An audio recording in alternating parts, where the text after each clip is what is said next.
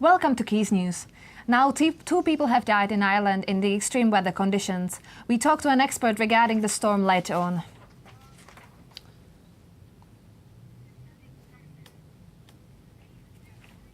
Diwali was brought to Albert Square on Saturday, where thousands of people gathered to watch a variety of light displays, singing and dance performances.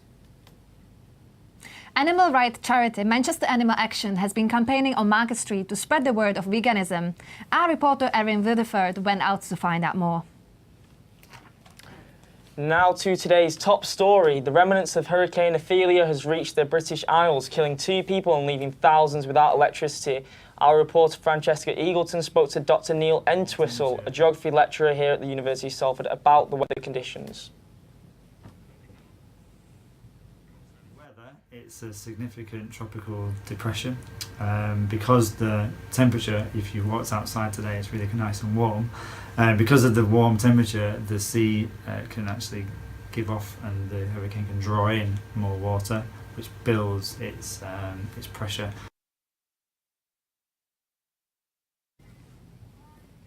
We've also been in touch with Amber West, a single mum from Wigan who is stranded in Cork with her son on the day before his first birthday. I'm stuck here with no extra clothes, nothing for me and Charlie. No one Charlie's birthday present, nothing until I had to get home on Thursday night after Charlie's first birthday. Authorities been in touch and said for everyone to stay indoors, it's safer to stay inside. I've been on the phone to my mum and she's told me that the authorities are saying that we have to stay inside. But obviously none of us know that because we've got no TV, no radio, nothing. Our thoughts are with everyone in Ireland. Now for something a little bit closer to home, as Manchester celebrates the Diwali festival. Thousands gathered in Albert Square to celebrate the Festival of Light. Our reporter Caitlin Blackwell went along. Diwali is India's most important holiday, but is celebrated across the world, and this weekend the Festival of Lights was brought to Albert Square, where thousands of people came along to watch a variety of performances and light displays. The event was set up by the Manchester Indian Association, and with 2.3% of Manchester's population having an Indian ethnicity, they aim to promote the benefit of the inhabitants of Manchester, particularly those of an Indian origin. So bringing such events to Manchester helps in, upbringing the diversity, and it helps in spreading the culture of different countries such as India, and India itself is such a diverse country that there are so many different cultures within India. According to me, it's important to bring such performances here so that people don't think that India is only Bollywood or Bhangra music, and it has such a diverse variety of music, and it has such a diverse variety of dance forms. It's bringing people together in a way that I don't think I've seen this before in Manchester. The word Diwali itself means series of light, and during the festival, houses and shops are decorated with candles and lights, which represent light over darkness, and the Hindu belief that good will always triumph over evil. The night ended with a theatrical finale and a pyrotechnic display, which kept Albert Square alight. Caitlin Blackwell, Quays News. Greater Manchester's Chamber of Commerce is calling for a stronger intervention on the government's handling of Brexit. Businesses in the region have become increasingly uncomfortable over the lack of progress at the trade talks in Brussels. Our reporter Alex Worthing has been following the story today and joins us now. So, Alex, what is the current situation with Brexit? Yeah, well, it seems like Brexit went very much off the radar for a while, but it's now back on the agenda. And that's because the talks in Brussels are at a stalemate. Now, the Prime Minister has gone out there today to attend a meal to basically ease the tension and hopefully break the deadlock that we see ourselves in at the minute. Now, there are 3 initial topics that are up for negotiation. Firstly, the amount of money that the UK owes the EU when it leaves. Secondly, what happens to the Northern Ireland border. And thirdly, the future rights of EU citizens living in the UK and UK citizens living in the EU. Now, that's a topic which Greater Manchester's Chamber of Commerce took particular issue with today. So we've got large manufacturing base, large construction base, sectors where a massive amount of the workforce is made up by EU workers, and yeah, they're worried about it. We've got stories of workforces going away for holiday and people not coming back because basically they're worried about what their future here is going to look like. Basically, workers just dropping off the radar because they're going back home and have decided not to return. It's definitely a big concern. So where does it leave businesses in Greater Manchester, Alex? Well, they are not at all happy with the progress in Brussels. They're frustrated and they are worried, particularly when it comes onto that issue of citizens' rights. It's one which they think and believe should have been dealt with at the very beginning of the negotiations, but it hasn't yet been addressed. Things like Philip Hammond describing the EU as the enemy the other day. Businesses aren't impressed with that. They believe that the conversations should be on good terms as we go through the negotiations and further on into Brexit. But the key issue for businesses in our region now is that they don't feel like they have access to the information they need to plan ahead. And that means they're holding back on investment and recruitment, inevitably leading to job insecurity for the likes of you and me. Thanks so much, Alex, for the update. So now it's been reported that the number of vegans living in the UK has risen by 350% in the past decade. Despite this surge, animal rights charities are pushing for this figure to grow. Our reporter Erin Rutherford went to find out how local activists are continuing to spread the word. Taking place in the centre of Manchester, Awakening Compassion is the vegan outreach event hosted by Manchester Animal Action. The charity's aim is to engage the public in discussion and shed light on veganism in a peaceful and friendly manner. Well, today, like every day, we hope many people will approach us and will ask us what is this about. We will say try vegan food, this is all cruelty-free food, no animal products in there. If you try this, if you like it, if you adopt a vegan diet, you will stop supporting the bad business which I described before. The group were hoping to show just how easy it is to live as a vegan in Manchester, offering leaflets and food samples. Though the reaction they received was predominantly positive, the activists were also braced for any negative feedback.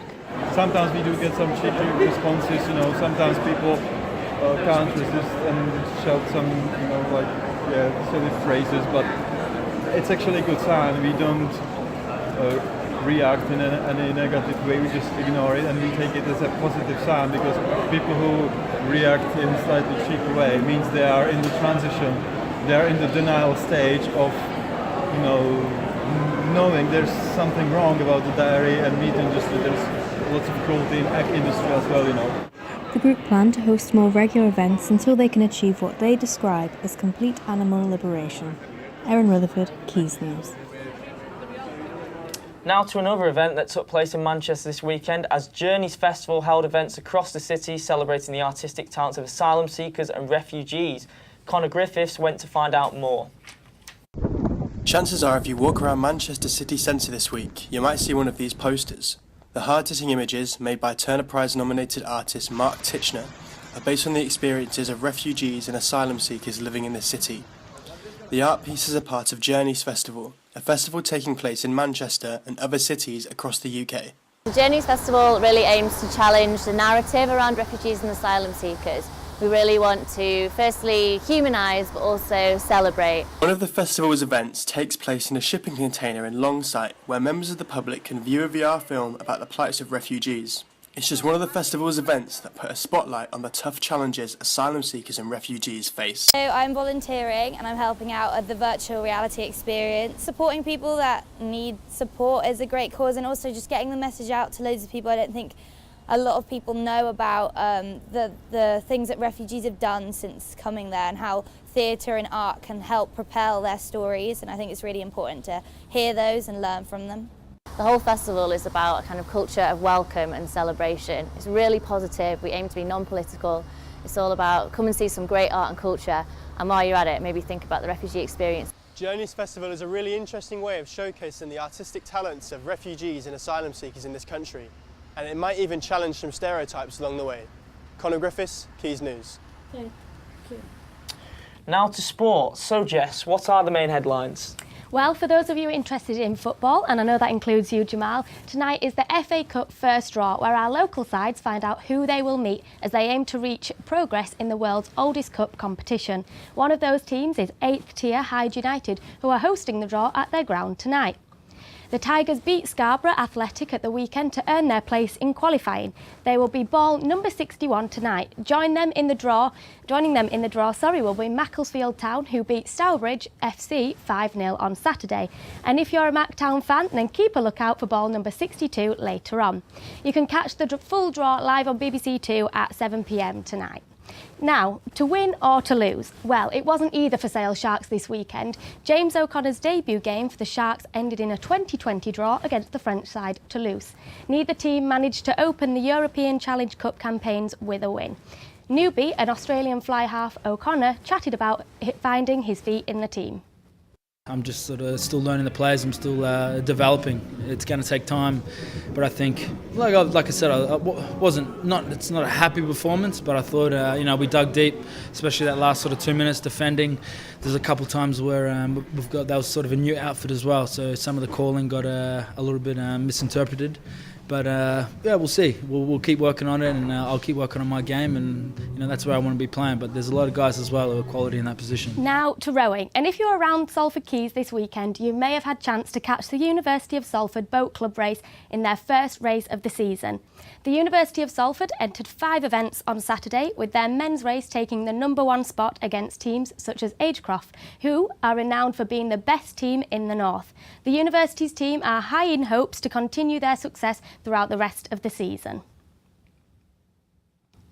And that's all we've got for the sport today, Jamal. Who are you thinking you'd like Hyde to be paired with tonight? It's a tough one, Jess. I'm not too sure, to be honest. I'm not the biggest Hyde fan, but we'll have to wait and see. All right. Thanks, Jess, for that. We certainly enjoyed some great weather for the rowing. Hopefully that good weather will be back soon. Now let's see the latest weather updates for the week ahead. Good afternoon. Today is a windy day. In fact, there has been yellow warnings from the Met Office in force as we see gusts of up to 40 to 50 miles per hour. This is all to do with ex-Hurricane Ophelia towards us. Now today is staying mostly dry with partly cloudy skies, but actually it's quite warm as the highest temperatures are 20 degrees Celsius. Now if you're wondering what the orange tint was this morning, it seems the Sahara is to blame. The dust from the African desert has been brought up as Ophelia approaches. So take a look, but make sure to wrap up as we start to see what we expect from autumn. Finally, Altrincham is striving to make its market one of the most excited food and drink destinations in Greater Manchester. Our reporter Isaac Beach went down to the popular market hall this weekend to see what was cooking. Altrincham Market is fast becoming one of the most popular destinations in Greater Manchester, with its diversity and unique approach appealing to adults and children alike. Despite it attracting people from all different walks of life, this spot has not always been as appealing as it is today.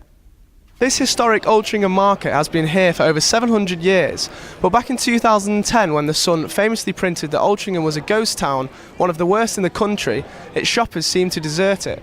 I'm back 7 years later to see what's changed and what it's all about. Every day we're seeing new customers coming in saying, how does it work, what do you do here, what am I supposed to do, where should I sit down? And it's really nice to see that because it's bringing people from other areas into this community and making it expand. And with that, more businesses come along as well. We've had various magazines or newspapers saying the best pizza to go and try. We've been in various publications like Where to Eat Pizza by Pizza Pilgrims, like, the guide to Europe and things like that. So we've had a few sort of minor things in that sense, but we've had no trophies just yet. Locals and out-of-towners are flocking here to enjoy high-quality, well-priced food in a family-friendly environment, and next door, rather than the traditional market, there is a rotation of unique shopping offers to suit every taste.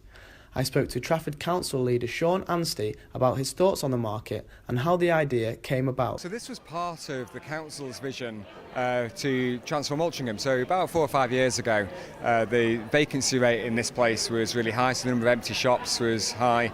I think Altrincham was called a ghost town by some of the national newspapers. We had to do something about that. But I think we took a view that the council itself couldn't do that on its own, so we tried to sort of partner with the people that are now running the market here.